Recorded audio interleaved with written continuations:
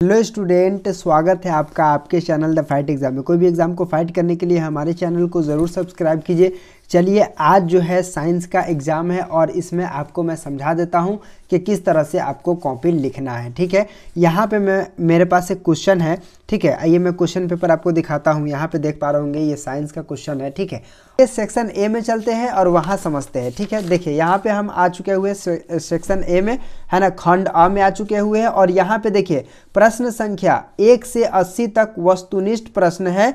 इसमें से किन्हीं 40, ठीक है, देख लीजिए 40 प्रश्नों का ही उत्तर देना है। याद रखिएगा, आप 40 प्रश्न का ही उत्तर आप देंगे। ठीक है, प्रत्येक प्रश्न के साथ 4 विकल्प दिए गए हैं, इनमें से एक सही है। अपने द्वारा चुने गए सही विकल्प को OMR शीट पर चिन्हित करें। ठीक है, इस तरह से आप समझ गए होंगे, यानी कि आपको जो है 40 ही बनाना है। ठीक है, यहाँ पे देख पा रहे होंगे। ठीक है, यहाँ पर दिया हुआ है ऑक्सीजन के परिवहन के लिए जिम्मेदार रक्त का घटक है। ठीक है, तो इस चारों में से, ठीक है, कोई एक सही है। ठीक है, और जो सही है उस पर आपको टिक लगा देना है। ठीक है, उसके बाद यहाँ पे फिर इस तरह से क्वेश्चन आप देख पा रहे होंगे। ठीक है, बहुत सारे क्वेश्चन है। ठीक है, बाद यहाँ पे देख पा रहे होंगे, निम्नलिखित में से किस धातु को किरोसिन में डुबोकर रखते हैं। ठीक है, तो सोडियम को डुबोकर रखते हैं। तो यहाँ पे आप सिर्फ एक बूंदा दे देंगे। ठीक है, बड़ा टिक आप नहीं मारेंगे। ठीक है, तो उम्मीद करता हूँ कि आप ऑब्जेक्टिव समझ गए होंगे। ठीक है, ऑब्जेक्टिव अगर मिल गया, यहाँ पे देख पा रहे होंगे मेरे पास, यहाँ पे OMR शीट पर आपको क्या करना है,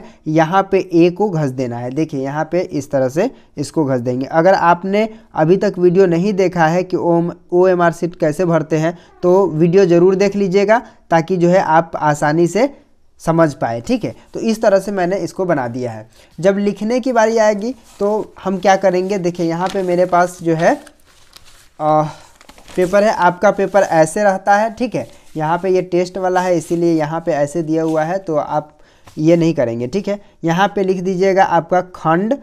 ठीक है, खंड। ठीक है, खंड ब में आप चलते हैं। ठीक है, खंड अ समझ गए, अब खंड ब में चलते हैं। ठीक है, यहाँ पे आइए मैं आपको बताता हूँ। देखिए यहाँ पे मैं आपको बता देता हूँ। देखिए सेक्शन B है।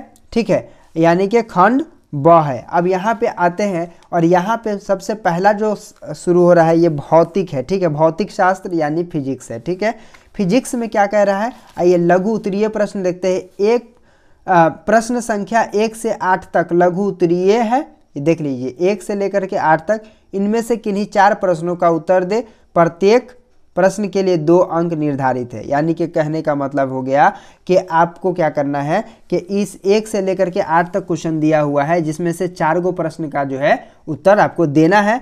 ठीक है, सब 2 नंबर मिलेंगे आपको। ठीक है, जैसे यहाँ पे देख पा रहे होंगे, यहाँ पे लिखा है नाभिकीय ऊर्जा से आप क्या समझते हैं। ठीक है, इसी तरह से यहाँ पे किसी चालक का प्रतिरोध किन बातों पर निर्भर करता है, तो आपको बताना है। आप ये लिखिएगा अगर, ठीक है, तो आपको 2 नंबर मिल जाएगा, और उसके बाद ये लिखिएगा तो 2 नंबर मिल जाएगा। ठीक है, उसके बाद है दृष्टि दोष क्या है या कितने प्रकार के होते हैं, ये लिख दीजिएगा, तो आपको कितना हो गया, आपका जो हो गया 6 नंबर मिल गया। और यहाँ पर एगो और लिख देना है। ठीक है, विद्युत विभव को परिभाषित करें एवं इसका ऐसा मात्रक लिखे। ठीक है, इस तरह से इसको लिख दीजिएगा। तो 4 ठो ही लिखना था, इसमें से 4 गो कोई सा लिख लीजिए जो आपको आता है। ज़रूरी नहीं है, ठीक है, कि यही लिखिएगा। जो आपको आता है वो आप आसानी से लिख पाएंगे। ठीक है, उसके बाद आ जाते हैं यहाँ पे, देखिए दीर्घ उत्तरीय प्रश्न। ठीक है, ये फिजिक्स का ही दीर्घ उत्तरीय प्रश्न है।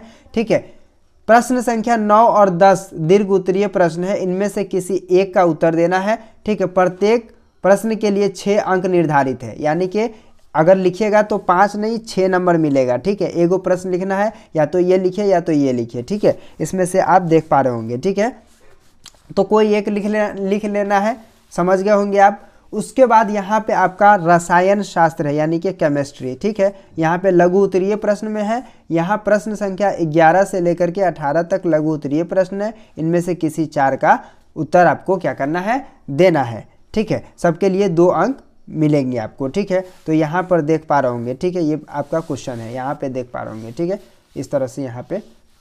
ठीक है, तो इस तरह से यहाँ पे आपको लिख लेना है। ठीक है, 18 तक दिया हुआ है। देखिए 18 तक दिया हुआ है, इसमें से जो आपको अच्छा लग रहा है, देख पा रहे होंगे, जो आपको आता होगा वो आप बना लेंगे। ठीक है, चलिए अगला प्रश्न चलते हैं, है ना। ये जो है क्या बोलते हैं दीर्घ उत्तरीय प्रश्न है, इसमें से एगो प्रश्न आपको बनाना है केमिस्ट्री में। यहाँ पे देख पा रहे होंगे, ठीक है। प्रश्न संख्या 19 और 20 दीर्घ उत्तरीय है, इनमें से किसी एक का उत्तर देना है। 2 ठो है जिसमें से एक को लिखना पड़ेगा आपको, ठीक है। ये भी 5 नंबर का आपको मिलता है, ठीक है। तो यहाँ पे देख पा रहे होंगे एक ये है और एक ये है, ठीक है। तो दोनों में से आप कोई भी बना लेंगे, ठीक। उसके बाद यहाँ पे जीव विज्ञान यानी कि बायोलॉजी है, ठीक है। यानी कि क्वेश्चन आप बनाने का जब आएगा तो यहाँ पर अपना उत्तर दे दीजिएगा इस तरह से, ठीक है। उत्तर दे दीजिएगा। आप जितने नंबर का बना रहे हैं, आप मान लीजिए कि आप 20 नंबर का बना रहे हैं, ठीक है। तो 20 नंबर का मान लीजिए, तो यहाँ पे 20 लिख दीजिएगा और उसके बाद यहाँ से अपना लिखना प्रारंभ करिए, ठीक है। यहाँ से अपना जो है लिखना शुरू कर दिएगा, ठीक है। अब यहाँ पे लिख लिया। अगर मान लीजिए कि ये प्रश्न को आपने यहाँ से यहाँ तक लिखा है, ठीक है। यहाँ तक अपने यहाँ से यहाँ तक लिख लिया है, ठीक है। तो क्या करना है आपको, ये और ये छोड़ देना है, फिर अगला लिखना है तो उत्तर दे करके यहाँ से लिखेंगे, ठीक है। अब जितना नंबर आपको प्रश्न लिखना है लिख दीजिएगा, ठीक है। तो 2 को छोड़ करके, क्योंकि ज़्यादा क्या होगा इसमें, मतलब हेर फेर नहीं हो जाएगा, ज़्यादा घास फूस नहीं रहेगा, ठीक है। इस तरह से साफ साफ नज़र आएगा।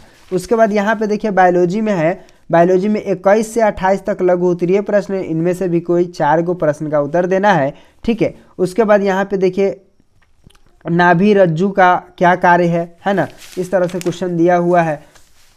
परपोषण क्या है, परपोषण क्या है बताना है। समपोषी पोषण एवं विषमपोषी पोषण में अंतर क्या है, इस तरह से है ना। दीर्घरोम क्या है, समझ रहे हैं ना। हमारे आमाशय में अम्ल की क्या भूमिका है, इस तरह से क्वेश्चन सब दिया हुआ। हार्मोन्स की परिभाषा दे, ठीक है। उसके बाद रक्त क्या है, इसमें कौन सा घटक गैसीय परिवहन में सहायक है, इस तरह के क्वेश्चन यहाँ तक आपको दिया हुआ है, ठीक है। तो इसमें से आपको 4 को क्या करना है, लिखना है, ठीक है।